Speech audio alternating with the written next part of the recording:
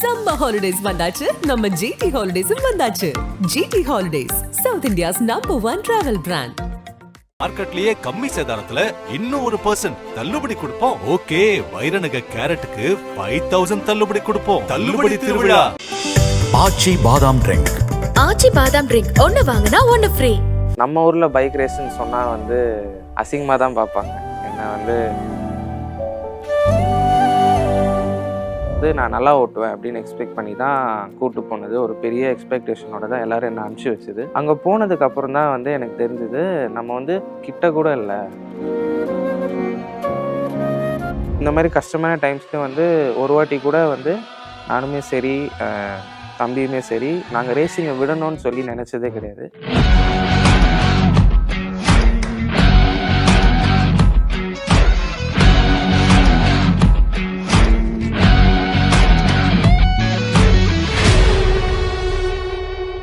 மற்ற கண்ட்ரீஸ்லலாம் எத்தனை வயசுலேருந்து ரெடி பண்ண ஆரம்பிக்கிறாங்க பசங்களை? இது பேசிக்காக நம்ம கிரிக்கெட்டுக்கே ரிலேட் பண்ணிடலாம். 5 வயசா? 5 வயசு இல்லை, 3-4 வயசுலேயே ஓட்ட ஆரம்பிச்சு. 3-4 வயசா? நம்ம அஜித் சார் பண்ணது உண்மையாகவே இந்த ஃபீல்டில் இருக்காங்க எல்லாருக்குமே ரொம்ப ஹெல்ப்ஃபுல். ஏன்னா இப்படி ஒரு ஸ்போர்ட் இருக்குது, இப்படிலாம் கார் ரேஸ்னால் ரோட்டில் மட்டும் ஓட்டுறது இல்லை, அங்கேயும் ப்ராப்பராக ஓட்டுவாங்கன்னு தெரியறதே ரொம்ப பெரிய விஷயம்.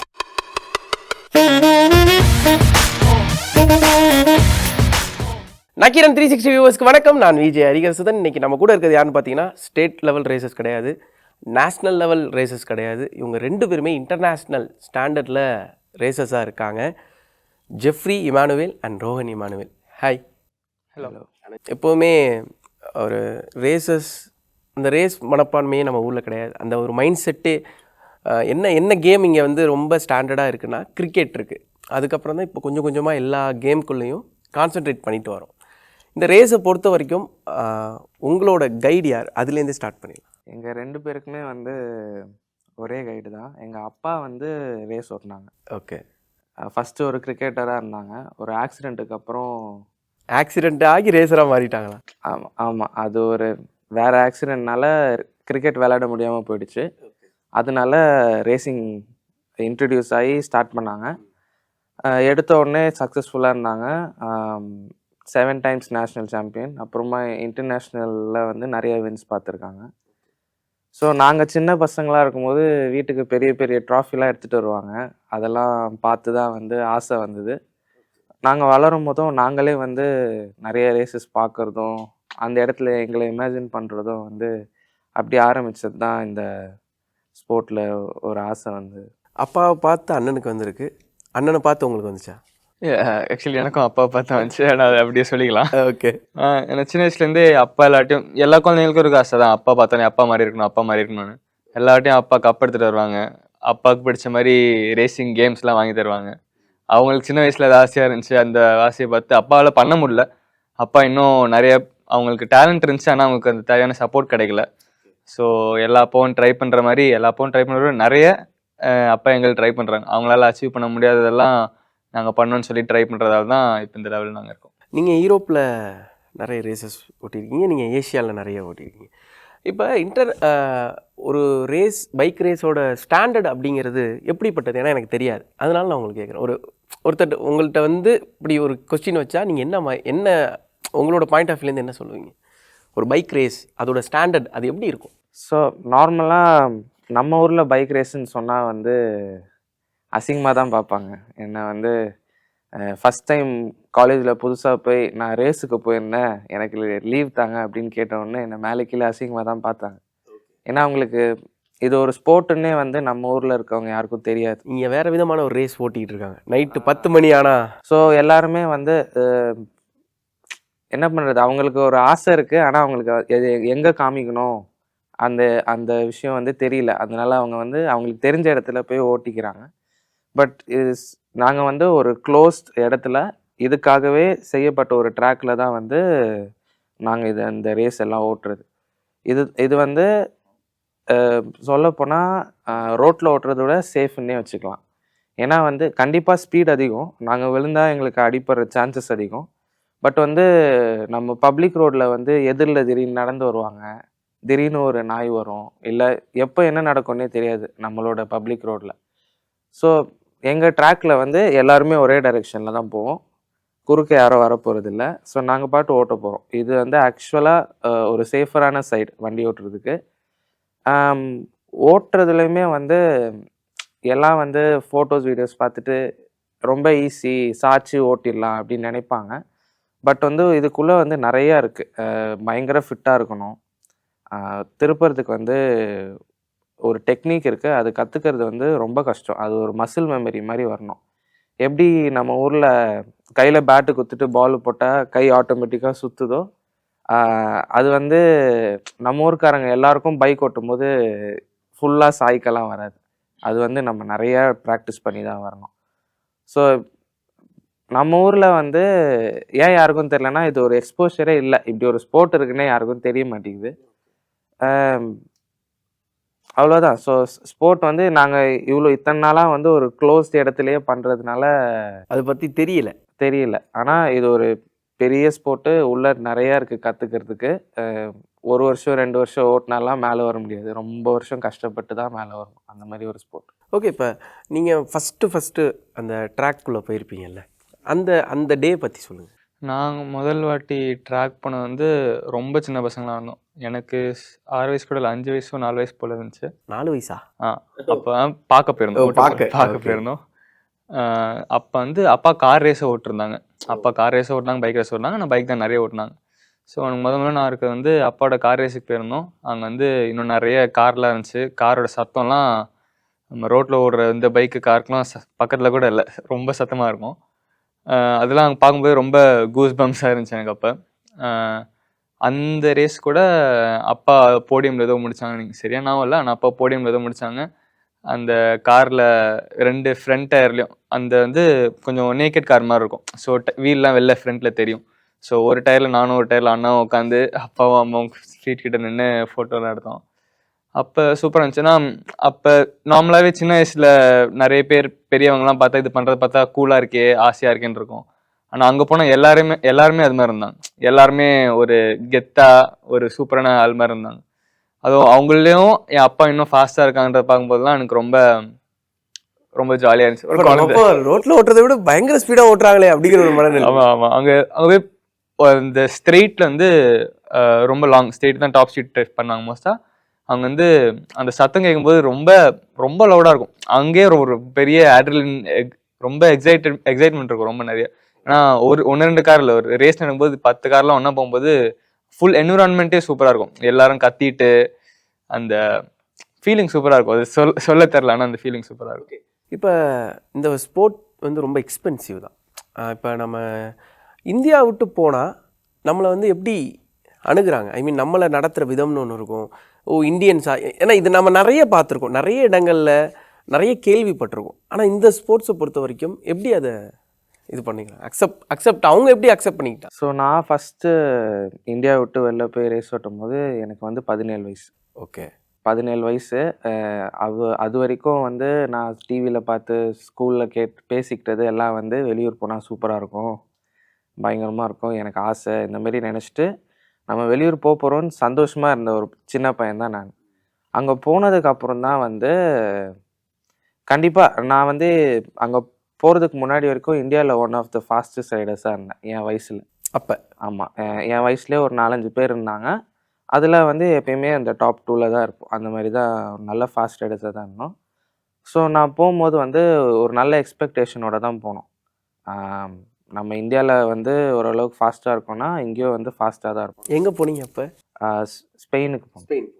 ஸ்பெயினில் வெலன்சியான்ற ஒரு இடத்துக்கு போனோம். அங்கே தான் வந்து ஜூனியர் வேர்ல்டு சாம்பியன்ஷிப்பில் ஓட்டுறதுக்காக ஃபஸ்ட்டு போனது. டேலண்ட் கப்புன்னு சொல்லிட்டு சின்ன கேட்டகரியில் ஸ்டார்ட் பண்ணது. ஸோ ஃபஸ்ட்டு போய் எக்ஸ்பெக்ட் பண்ணது வந்து நான் நல்லா ஓட்டுவேன் அப்படின்னு எக்ஸ்பெக்ட் பண்ணி தான் கூப்பிட்டு போனது. ஒரு பெரிய எக்ஸ்பெக்டேஷனோட தான் எல்லோரும் என்னை அனுப்பிச்சி வச்சுது. அங்கே போனதுக்கப்புறம் தான் வந்து எனக்கு தெரிஞ்சுது நம்ம வந்து கிட்ட கூட இல்லை. ஒரே ஒரு லேப்புன்னு சொல்லுவாங்க. அங்கே ட்ராக்கை வந்து ஒரு வாட்டி சுற்றி வந்தால் ஒரு லேப்புன்னு சொல்லுவாங்க. ஒரே லேப்பில் வந்து நான் வந்து 17 செகண்ட் ஸ்லோவாக இருந்தேன். இது வந்து ரொம்ப ரொம்ப ரொம்ப ஸ்லோ. ஃபஸ்ட் டைம் நான் இந்தியா விட்டு வெளில போனதுக்கப்புறமா அவ்வளோ நாங்கள் என்ன எக்ஸ்பெக்ட் பண்ணுமோ அது ஸ்ட்ரைட் ஆப்போசிட்டாக நடந்தது. எல்லாருமே கூட மற்றவங்க அங்கே ஸ்பெயினில் இருக்கவங்க கூட சரி இந்தியாவிலேயே ஃபாஸ்ட்னா நல்லா தான் ஓட்டுவான்னு நினச்சாங்க. அதுக்கப்புறம் தான் தெரிஞ்சது இந்தியா எங்கே நிற்கிது இந்த ஸ்போர்ட்டில் வந்து எங்கே எவ்வளோ கீழே நிற்கிது அப்படின்னு சொல்லிட்டு. இதுக்கு மெயின் காரணம் வந்து நம்ம ஊரில் வந்து ப்ராப்பரான டயர் இல்லை, டெக்னிக் இல்லை. ஸோ அது இங்கே வெளியூர் டயர்லாம் எடுத்துகிட்டு வரக்கூடாதுன்னு பேன் பண்ணிட்டாங்க. ஸோ வெளியூரில் வந்து ரேசிங்க்குன்னே தனியாக செய்வாங்க. அது வந்து வேறு டெக்னிக் வச்சு ஓட்டணும். நம்ம ஊரில் நான் ரோட் டயர் வச்சு ஓட்டுறதுனால டெக்னிக்கே வேறு. அங்கே போய் நம்ம ஊரில் நம்ம ஊரில் பெஸ்ட்டாக ஓட்டுற மாதிரி ஓட்டினாலும் ஸ்லோவாக தான் இருந்தேன். ஸோ இதெல்லாம் பார்த்த உடனே அவங்க எல்லாருக்கும் என்னை வந்து ஏளனமாக பார்க்க ஆரம்பிச்சிட்டாங்க. இந்த பையன் இந்த காது பட பேசுவாங்கல்ல, அதெல்லாம் நடந்துச்சா? காது பட பேசுவாங்க, என் முன்னாடியே என்னை அவங்க பாஷையில் பேசி எனக்கு இது புரியாதுன்னு நினச்சி என்னை பார்த்து சிரிப்பாங்க. இதெல்லாம் எனக்கு புரியும். ஒரு ரைடராக நான் ஒரு சின்ன பையனா ஒரு ரைடராக அது எனக்கு வந்து என்னை உடச்சிருச்சுன்னு தான் சொல்லணும். ஏன்னா வந்து பெரிய பெரிய ஆசைகளோடு போனேன் நான். நாம் வந்து லாஸ்ட்டில் இருக்கிறோம், இவ்வளோ கேவலமாக லாஸ்ட்டில் இருக்கிறோம் அப்படின்றது வந்து ஒரு ரைடருக்கு வந்து ரொம்ப கஷ்டமான விஷயம். அது ஏற்றுக்கிறதுக்கே கஷ்டமான விஷயம். ஆனால் இந்த மாதிரி டைம்ஸில் கூட நிறைய இடத்துல அசிங்கப்பட்டிருக்கோம், பின்னாடி இருந்திருக்கோம், இந்தியாவிலேருந்து வந்திருக்கோன்றதுக்கு. பட் இவ்வளோ இந்த மாதிரி கஷ்டமான டைம்ஸ்லேயும் வந்து ஒரு வாட்டி கூட வந்து நானுமே சரி தம்பியுமே சரி நாங்கள் ரேசிங்கை விடணும்னு சொல்லி நினச்சதே கிடையாது. ஏன்னா எங்களுக்குள்ளே தெரியும் நாங்கள் வந்து அவங்க பண்ணுற டெக்னிக்கை வந்து நான் கற்றுக்கிட்டேன்னா என்னாலும் பண்ண முடியும்னு சொல்லிட்டு. ஏன்னா அவனுக்கும் வந்து 2 கை தான் இருக்குது, 2 கால் தான் இருக்குது, எனக்கும் இருக்குது. ஸோ முடியும் அப்படின்றது வந்து கண்டிப்பாக எங்கள் எல்லாருக்குமே ஒரு நம்பிக்கை இருந்தது. ஸோ இது வந்து முதல் வருஷத்தில் அவ்வளோ ஸ்லோவாக இருந்தேன். அதே வருஷம் முடியும் போது 2 செகண்ட் தான் ஸ்லோவாக இருந்தேன். 17லேருந்து ஒரு 2 செகண்ட் ஆயிடுச்சு. இன்னும் 2 வருஷத்துக்கு அப்புறமா வந்து 1.5 செகண்ட் ஸ்லோ. ஸோ இந்த ஸ்டேஜில் வந்து நான் வேர்ல்டு சாம்பியன்ஷிப்பே போயிட்டேன். ஸோ வந்து எப்பயுமே ஃபஸ்ட்டு நம்ம ஒரு புது விஷயத்த பண்ணும்போது ஏற்றுக்க மாட்டாங்க. அவங்களுக்கு வந்து இவன் எதுக்கு வரான் அந்த மாதிரி தான் நினைப்பாங்க. உன்னை யார் இங்கே கூப்பிட்டது, எதுக்கு வந்து இப்படி ஸ்லோவாக ஓட்டுற அப்படி தான் நினைச்சுப்பாங்க என்ன. பட் நான் அப்போ விட்டுருந்தேன்னா வந்து இப்போ வேர்ல்டு சாம்பியன்ஷிப் போயிருக்க மாட்டேன், ஜூனியர் வேர்ல்டு சாம்பியன்ஷிப். ஸோ எப்பயுமே வந்து அந்த விட்டுறக்கூடாது அப்படின்ற ஒரு மைண்ட் செட் இருக்கணும், இல்லைன்னா வாய்ப்பே இல்லை. கஷ்டம். என்னதான் நம்ம வந்து எல்லாத்துக்கும் ப்ரிப்பேர் ஆகிட்டு இப்போ ஸ்பெயின் போகிறோம் அப்படின்னு வச்சிங்களேன், ஆனால் அங்கேயும் நாமளும் அதே அமௌண்ட் கொடுப்போம், இல்லை அதை விட அமௌண்ட் நிறைய ஸ்பெண்ட் பண்ணுவோம். ஆனால் அங்கே ஒரு ஸ்கேம் நடக்கும். அது மாதிரி ஏதாச்சும் நடந்திருக்கா? ஏன்னா எல்லா ஸ்போர்ட்ஸ்லேயும் ஏதாச்சும் ஒரு விஷயம் நம்மளை பேக்கப் இவனை தள்ளணும் அப்படின்னு முடிவு பண்ணிட்டாங்கன்னா தள்ளிடுவாங்க. அது மாதிரி என்ன நடக்கும்? ஸ்கேம் வந்து நிறையாவே நடந்திருக்கு எங்கள் விஷயத்தில். ஸோ எஸ்பெஷலாக லாஸ்ட் இயர் வந்து நாங்கள் டீமோட அக்ரிமெண்ட் போடும்போது வந்து நாங்கள் ட்ரைனிங்க்கும் சேர்த்து காசு கொடுத்துருந்தோம், ஒரு நல்ல பைக்காகவும் சேர்த்து தான் காசு கொடுத்துருந்தோம். ஸோ அங்கெல்லாம் ஒரு எப்படி சொல்ல, ஒரு ட்ரெடிஷன்னே வச்சுக்கலாமே டீமுக்குள்ளெல்லாம்.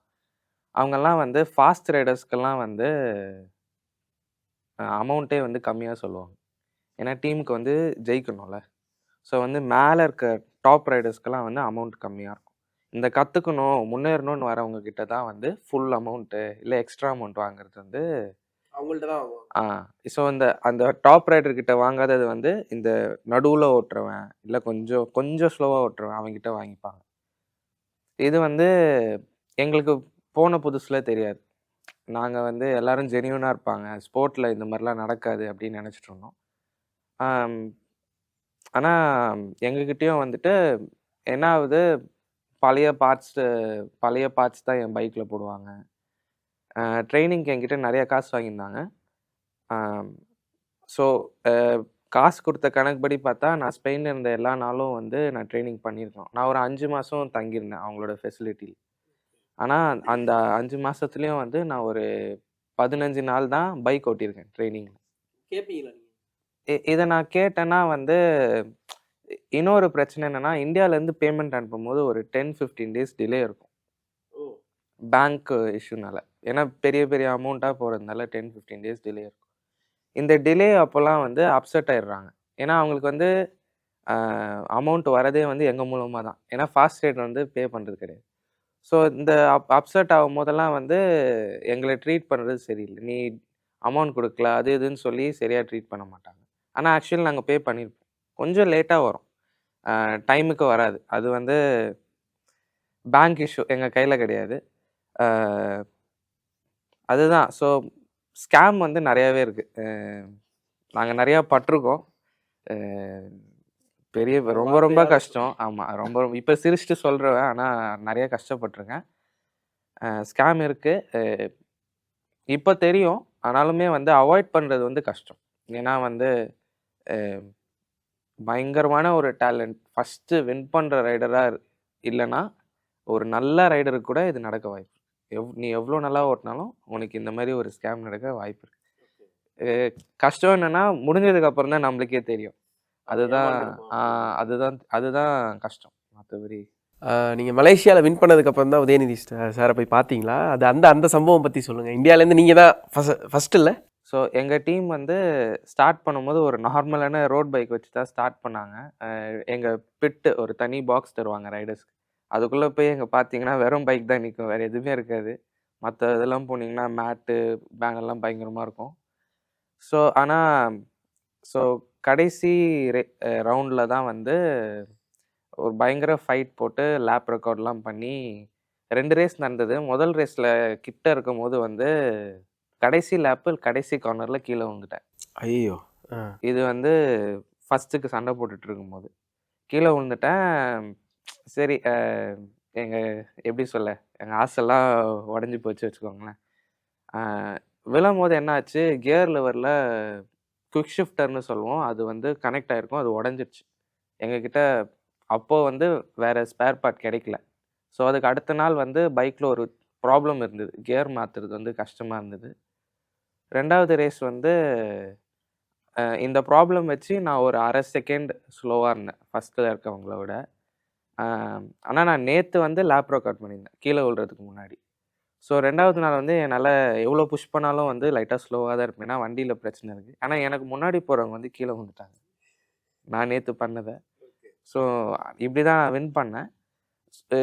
ரொம்ப சந்தோஷம், ஏன்னா நான் வந்து இதுதான் என்னோடய ஃபஸ்ட்டு வின். எப்பயுமே வந்து இந்தியாலேயும் வந்து நிறையா வாட்டி ட்ரைனிங் குவாலிஃபைங்லலாம் ஃபஸ்ட்டு வந்திருக்கேன். ஆனால் ரேஸ் அப்போ வந்து கீழே விழுந்துருவேன், இல்லை ஏதாவது ஒன்று பேட் லக்காக நடந்துடும். ஃபாஸ்ட்டாக தான் இருந்தேன் எப்பயுமே, பட் வந்து வின் பண்ணதில்லை. ஸோ இது ஃபஸ்ட்டு வின்னு, பெரிய சந்தோஷம். இந்தியாவுக்காக வந்து இந்த கேட்டகரியில் யாரும் வின் பண்ணதில்லை. ஸோ வின் பண்ண உடனே நிறைய நியூஸ்லலாம் வந்துச்சு. உதயநிதி சார் வந்து கூப்பிட்டு அப்ரிஷியேஷன்லாம் பண்ணாங்க. ரீசெண்டாக திருப்பியும் போயிருந்தேன். இது வந்து கத்தார் சாம்பியன்ஷிப்பில் போய் வின். அதை முடிச்சுட்டு இது? ஆமாம். இது எத்தனை சிசி? இது 600 பெரிய பைக்கு. இதுவும் வந்து ஒரு கஷ்டமான இடத்துல தான் ஸ்டார்ட் பண்ணுது, ஏன்னா பெரிய பைக்கு அடாப்ட் ஆகணும் அப்படின்றதுக்காக ஸ்டார்ட் பண்ணது. ஃபஸ்ட்டு ஸ்லோவாக இருந்தேன், கடைசி ரவுண்டில் தான் திருப்பி அதான் ஸ்டார்டிங்கில் எவ்வளோ ஸ்லோவாக இருந்தாலும் கடைசி ரவுண்டு வரும்போது அந்த பேஸுக்கு வர முடியுது. அப்படி வின் பண்ணேன். திருப்பி கூப்பிட்டு என்னை அப்ரிஷியேட் பண்ணாங்க, ப்ரைஸ் மணிலாம் கொடுத்தாங்க. ஓகே, நீங்கள் 13 வயசுன்னு சொன்னீங்க நீங்கள் ட்ராக் ஓட்டும்போது. அங்கே ஸ்பெயின் மற்ற கண்ட்ரீஸ்லலாம் எத்தனை வயசுலேருந்து ரெடி பண்ண ஆரம்பிக்கிறாங்க பசங்களை? இது வந்து ஒரு ரொம்ப ரொம்ப நல்ல கேள்வி, ரொம்ப பெரிய வித்தியாசம் இது ஆக்சுவலி. ஸோ இது பேசிக்காக நம்ம கிரிக்கெட்டுக்கே ரிலேட் பண்ணிடலாம். 5 வயசா? 5 வயசு இல்லை, 3-4 வயசுலேயே ஓட்ட ஆரம்பிச்சு. 3-4 வயசா? நம்ம வீட்டிலலாம் எப்படி அப்பா அம்மாலாம் உட்காந்து கிரிக்கெட் டிவியில் பார்ப்பாங்களோ அப்படியே பார்த்துட்டு கிரிக்கெட் பேட் எடுத்து பசங்க வெளில போயிடுவாங்களோ அதே மாதிரி தான் இங்கே. ஸோ ஜென்ரலாகவே அந்த ஊரில் அது ரொம்ப பாப்புலரு. ஸோ அங்கே வந்து சின்ன வயசுலேயே ஒரு சின்ன பைக் இருக்கும், இவ்வளோன்னு தான் இருக்கும் அந்த வண்டியை வாங்கி கொடுத்து அந்த குழந்தை வச்சு விளாட்ருக்கோம். சும்மா அது ஒரு டாய் மாதிரி அவங்களுக்கு ஆயிரும். அவங்க அந்த வண்டி வச்சுட்டு ஒரு வீட்டு பக்கத்துலேயே சின்னதாக ஸ்லோவாக ஓட்ட ஆரம்பிச்சுட்டு சின்ன வயசுலேயே ஓட்ட ஆரம்பிச்சிடுவாங்க. அவங்களுக்கு என்னென்னா ஒரு 5 வயசு 4 வயசுலேயே ரேஸே நடக்கும் அவங்களுக்கு. சாம்பியன்ஷிப் மாதிரியே ஒரு 5-6 குழந்தைங்க, 5-6 நிறைய குழந்தைங்களே இருப்பாங்க. நிறைய குழந்தைங்க சேர்ந்து ஒரு சாம்பியன்ஷிப்பே நடக்கும். அவங்களுக்கும் ப்ரைஸுன்னு சொல்லிட்டு அவங்களுக்கும் இன்னும் ஆசை ரொம்ப வளரும். ஸோ இப்போ என்ன ஆகுதுன்னா அவங்களாம் 5-6 வயசுலேருந்தே டெய்லியும் ஓட்ட ஆரம்பிச்சிடுறாங்க, டெய்லியும் விளாட்றாங்க. அவங்களுக்கு குழந்தைங்க வயசுல அவங்க டெய்லி விளாட்றாங்க. ஒரு அளவுக்கு அப்போ தான் அவங்க வந்து ஓகே இது ஒரு கரியரு, இதுதான் லைஃப்ன்ற மாதிரி அவங்க வராங்க. ஆனால் அப்போ வந்து ஒரு கேம் கிரிக்கெட் ஜாலியாக விளாட்ற மாதிரி டெய்லியும் ஓட்டே இருந்தாங்க. ஸோ அவங்க அந்த வயசுலேருந்தே இப்போ 15-16 வயசு வரைக்கும் ஓட்டு வந்து அவங்க இப்போ அந்த லெவலில் இருக்காங்க. இப்போ நாங்கள்லாம் வந்து 13 வயசுல தான் ஆக்சுவலாக ரேசிங்னே ஆரம்பித்தோம். அதுக்கு முன்னாடி வந்து ரொம்ப கம்மியாக ஓட்டணும். 6 வயசில் ஒரு வாட்டி ஓட்டணும், அதுக்கப்புறம் 10 வயசில் ஒரு வாட்டி ஓட்டணும், அதுக்கப்புறம் 11 வயசு, அதுக்கப்புறம் தான் கொஞ்சம் கொஞ்சமாக அதிகமாக ஓட்ட ஆரம்பித்தோம். ஆனால் அவங்களாம் வந்து 4-5 வயசுலேருந்தே டெய்லியும் ஓட்டிருக்கும்போது இப்போ ரொம்ப அவங்க கூட சண்டை போடுறது வந்து ரொம்ப கஷ்டமாகும். இப்போ ஒருத்தன் வந்து 5 வருஷமாக ட்ரெயின் பண்ணிருக்கான். இல்லை, சின்ன வயசுலேருந்து கற்றுக் கொடுத்தது ரொம்ப ஸ்ட்ராங்காக இருக்கும். ஆமாம், நான் சின்ன வயசில் வந்து இன்னொன்று என்னென்னா, சின்ன வயசில் அவங்களுக்கு அந்த பயம் தெரியாது. அவங்களுக்கு வந்து ஒரு விளாட்டாக தான் தெரியும். ஒரு ஓகே அடிப்பட்டா அது கொஞ்சம் கஷ்டம் தான், ஆனாலும் அவங்களுக்கு அவ்வளோ அந்த மெமரிலாம் இருக்காது. அவங்க சந்தோஷமாக இருந்தது தான் அவங்களுக்கு நிறைய ஞாபகம் பண்ணுறத தவிர கீழே வந்து அந்த அடிப்பட்டதெல்லாம் கூட அவ்வளோ தெரியாது. ஸோ அவங்க சின்ன வயசில் அங்கே அந்த பயம் இல்லாததால் அவங்க அப்பா அம்மாவும் ரொம்ப சந்தோஷமாக செய்கிறது, அதனாலேயே அவங்க நல்லா சந்தோஷமாக வந்து அதில் நல்லா பழகி ரொம்ப ஸ்ட்ராங்காக வந்துடுவாங்க. அவங்க 5 வருஷமாக ட்ரைனிங் பண்ணிட்டு வந்தது நம்ம ஒரு வருஷத்தில் போய் அடிக்கிறது ரொம்ப கஷ்டம். இப்போ வந்து நீங்கள் சொல்கிற ஒவ்வொன்றுத்தையும் பார்த்தா இது வந்து 2-3 ஐபிஎலுக்கு ஒரு மோட்டோ ரேஸ்ன்னு நினைக்கிறேன் ஒன்றும் யோசிக்கும் போது. இதோட ஸ்பான்சர்ஷிப் அப்படிங்கிறது எப்படி இருக்குது? ஏன்னா நீங்கள் வந்து நிறைய இன்வெஸ்ட் பண்ணுறீங்க. இதை ஸ்பான்சர்ஷிப் அப்படிங்கிற ஒரு விஷயம் இருந்தால் தான் நம்மளால் அடுத்தடுத்த லெவலுக்கே போக முடியும். யாரெல்லாம் இதை உங்களை பார்த்துட்டு யாரெல்லாம் வந்தாங்க உங்களுக்குள்ளே? இது வரைக்கும் நீங்கள் செலவு பண்ணிக்கிட்டு இருந்தீங்க, யாரெல்லாம் வந்தா? ஸோ எனக்கு ஒரு பெரிய சப்போர்ட் அப்படின்னு சொல்லணும்னா சிஎட் டயர்ஸ். நம்ம இந்தியாவிலேருந்து சிஎட் டயர்ஸ் இந்தியா வந்து என்ன அவங்களோட அம்பாசிடராக எடுத்து one of the biggest supporters for me. அதுக்கப்புறம் இன்னும் நிறைய பேர் சப்போர்ட் பண்ணுறாங்க. விடிஎம் சப்போர்ட் பண்ணாங்க, சிட்வின்னு சொல்லிட்டு இன்னொரு கம்பெனி சப்போர்ட் பண்ணாங்க. இவங்கெல்லாம் வந்து சப்போர்ட் பண்ணிட்டு தான் இருக்காங்க. பட் ஸ்டில் தேவைப்படுற அமௌண்ட் வந்து பயங்கர பெருசு. க்ரோர்ஸில் போகுது, தேவைகள் வந்து க்ரோர்ஸில் போகுது. ஸோ அதில் கண்டிப்பாக எனக்கு சப்போர்ட் இருக்குது. பட் வந்து இந்த ஸ்போர்ட்டுக்கு ஸ்பான்சர்ஷிப் கிடைக்கிறதே வந்து கஷ்டம். மெயின் ரீசன் பப்ளிசிட்டி இல்லை. ஏன்னா வந்து இப்போ அவங்க எனக்கு ஸ்பான்சரே பண்ணாலும் வந்து அவங்களுக்கு பெரிய அட்வான்டேஜ் இல்லை. ஏன்னா வந்து எனக்கு ஃபாலோவர்ஸே கம்மி, இந்த ஸ்போர்ட்டை ஃபாலோ பண்ணுறவங்களே கம்மி. நான் ஃபேமஸாக இருந்தால் நான் அவங்க பிராண்டை வந்து நல்லா அட்வர்டைஸ் பண்ணலாம். பட் வந்து இப்போ ஸ்போர்ட்டுக்கே வந்து ஒரு ஃபாலோவிங் இல்லைன்றப்போ எனக்கு ஸ்பான்சர்ஷிப் பிடிக்கிறதே வந்து கஷ்டம். இது ஒரு பெரிய ஸ்ட்ரகிள். என்னை பற்றி இப்படி ஒருத்தன் இருக்கிறான், இப்படி நமக்காக இந்தியாவுக்காக ஒருத்தன் ஓட்டுறான்றதே வந்து யாருக்குமே தெரியாது. அது ஒரு பெரிய பிரச்சனை. இங்கே வந்து நிறைய பெரிய கம்பெனியால் சப்போர்ட் பண்ண முடியும், ஆனால் அவங்களுக்கு இப்படி ஒன்று இதோட வேல்யூ இதனால நம்மளுக்கு என்ன ஒரு பெனிஃபிட்ஸ் அது மாதிரி யோசிப்பான். இப்போ இந்தியாவில் இருக்க எந்த கம்பெனியில் போய் நம்ம ஐசிசி வேர்ல்ட் கப் பற்றிலாம் சொன்னோன்னா அவங்களுக்கு அப்படியா சரி நாங்கள் ஏதாச்சும் ஒரு ஐடியா இருக்கும் அவங்களுக்கு. மோட்டோ ஜிபின்னா சொன்னால் 85% ஆஃப் தம் என்ன தெரியுதுன்னு கேட்பாங்க. எப்படியோ இப்போ ஒரு டூ இயர்ஸ் முன்னாடி இந்தியாவில் மோட்டோ ஜிபி நடந்துச்சு. ஸோ கொஞ்சம் நிறைய பேருக்கு ஒரு ஐடியா இருக்கும்.